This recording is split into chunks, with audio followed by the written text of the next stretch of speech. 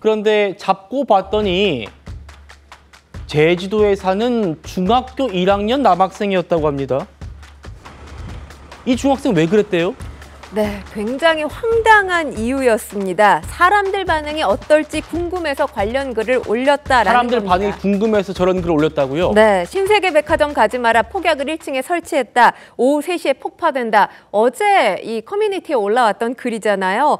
이 글을 올린 지 6시간 만인 어제 오후 7시께 제주도 자택에서 검거가 됐습니다. 그런데 본인은 사람들 반응이 어떨지 궁금해서 이런 글을 올렸을지 모르겠지만 많은 시민들이 이 글 하나 때문에 불안에 떨 수밖에 없었습니다. 과연 이런 상황이 발생할지 아무리 중학생이라고 하지만 몰랐을까라는 생각이 듭니다. 상당히 부적절하고 위험한 행동이고요. 공공안전 심각하게 위협하는 행위가 아닐 수 없습니다. 참, 폭파 예고글을 올리면은 사람들 반응이 어떨까? 이게 궁금했다. 라는 게 이 중학생의 얘기입니다.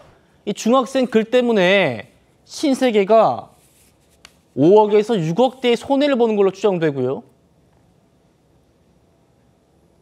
백화점에서 쇼핑 즐기던 시민 무려 4,000명이 대피하는 대소동이 벌어졌습니다.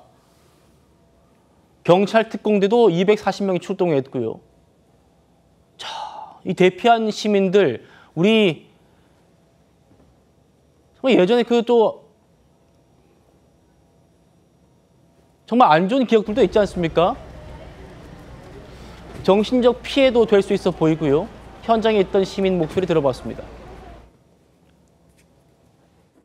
쇼핑하고 있는데 폭발물 설치가 됐다고 저도 깜짝 놀랐죠.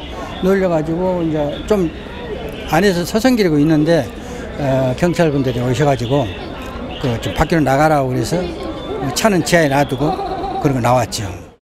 서로 이용하는 지금 나오다 보니까 상황이 대지 상황이야. 다 나오지 아까도 나왔어.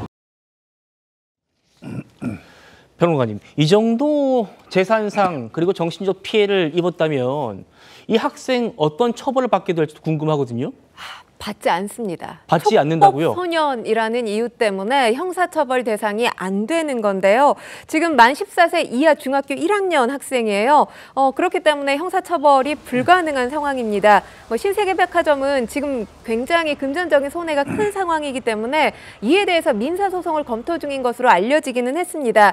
하지만 또 고민스러울 수밖에 없는 지점이 실제로 법적 조치에 나설 경우에 대기업 대 개인의 공방으로 비칠 가능성도 있고 과연 중학생한테 수억 대의 어떤 민사소송이 가능할지에 대한 의문점도 있기 때문에 고민이 심각하지 않을까 이런 생각도 듭니다. 지금 온라인상에서는 부모가 배상해야 한다, 사회 구성원으로서 책임감을 가르쳐야 한다, 강력한 처벌이 필요하다 이런 목소리들 나오고 있는데 사실 지금 촉법소년과 관련해서 여러 이 사회적 여론들이 있습니다.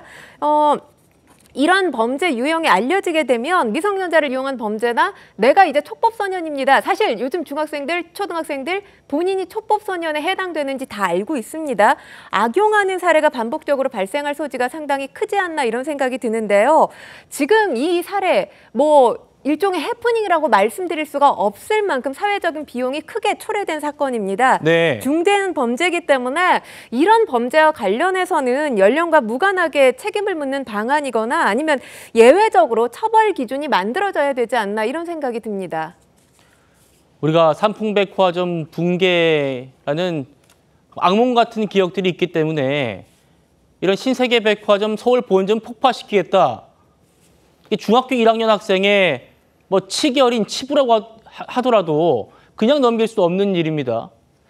형사처벌은 안 되어도 처분이 뒤따르긴 할 텐데요. 전문가 얘기 들어보시죠.